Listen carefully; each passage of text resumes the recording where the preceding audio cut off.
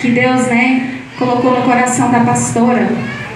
Eu confesso que eu me identifiquei muito com essa palavra, porque eu recebi essa palavra há mais de um ano atrás.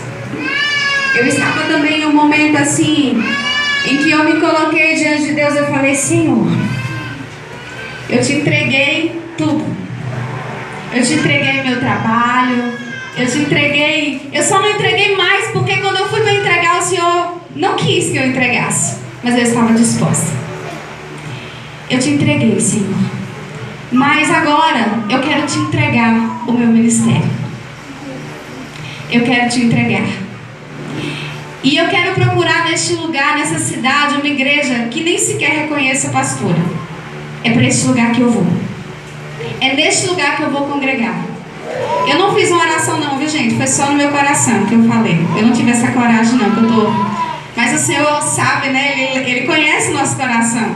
E foi essas palavras que eu falei com o meu coração. Eu não tive a coragem de me prostrar e orar falando isso que eu estou falando aqui para vocês. Mas eu falei em pensamento. E eu estava num propósito com Deus de 21 dias de jejum e oração, pedindo ao Senhor a direção, porque apesar de eu ter minha vontade, eu sabia que a vontade dele era melhor que a minha. E eu entrei naquela luta, sabe aquela batalha? Eu queria que a minha vontade prevalecesse, mas eu sabia que a dele era melhor. Mas eu tinha medo que a dele fosse diferente da minha. Eu tinha quase certeza que era.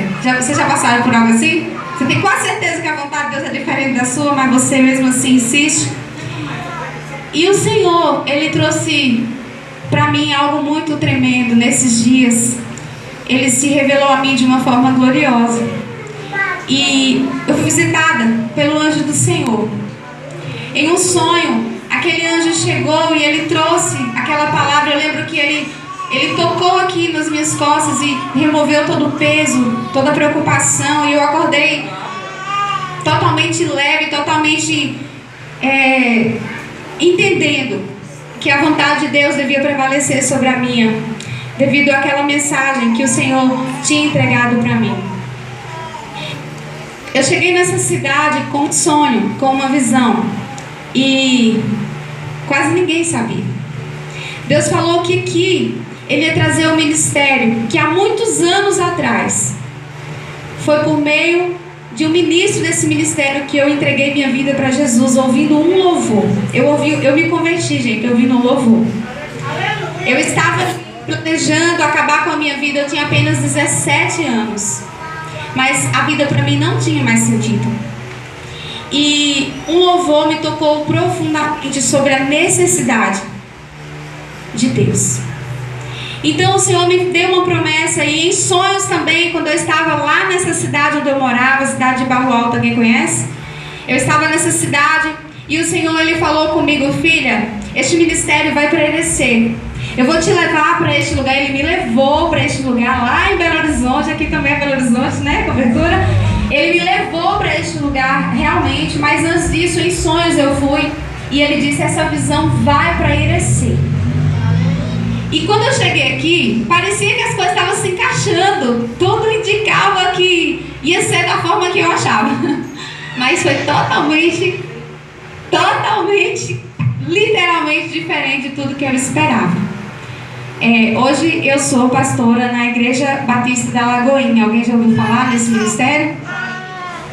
Junto, com o casal de pastores, o pastor Rubio e a pastora Marivânia.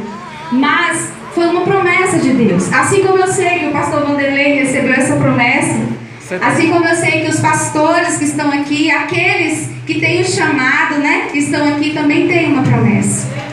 Mas eu queria te lembrar que às vezes, para você viver as promessas de Deus, você precisa recomeçar.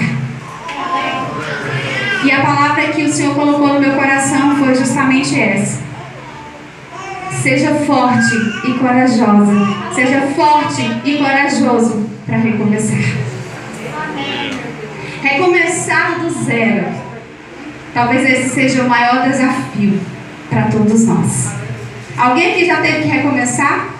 Num relacionamento, numa empresa, numa igreja, no ministério, foi para outro ministério, teve que recomeçar. Às vezes a visão é totalmente diferente daquele lugar onde você estava. Alguém aqui se identifica com isso? Alguém aqui já mudou de cidade, teve que recomeçar a vida em outro lugar? Já? Mas sabe qual é a boa nova que nos traz ânimo ao coração? É saber que Deus também recomeçou com a humanidade. O próprio Deus teve que recomeçar, gente. Por que a gente está resistindo tanto para recomeçar? Por que a gente está insistindo com algo? Se o próprio Deus recomeçou na criação. Lá em Gênesis capítulo 3, no versículo 15, o Senhor entregou uma promessa de recomeço. O Senhor ali prometeu que viria Jesus Cristo, que esmagaria a cabeça da serpente. Ele veio. Por mais que as pessoas quisessem recomeçar sem a graça, sem a cruz, era impossível. Para recomeçar sem Jesus, era totalmente inviável e ainda continua sendo, viu, gente? O primeiro passo para você recomeçar é você estar em Cristo. Como diz a palavra, eis que tudo se fez novo. Quem está em Cristo recebe a oportunidade de recomeçar. E não importa qual a sua situação. No livro de Josué, o Senhor, Ele ministrou muito ao meu coração sobre 3 mulheres, mas eu vou focar em uma em particular. Mas essas 3, eu digo, é 3 por 1 propósito. É Raabe. E lá em Mateus, no capítulo 1, nós vemos Raabe na genealogia de Jesus Cristo. Mas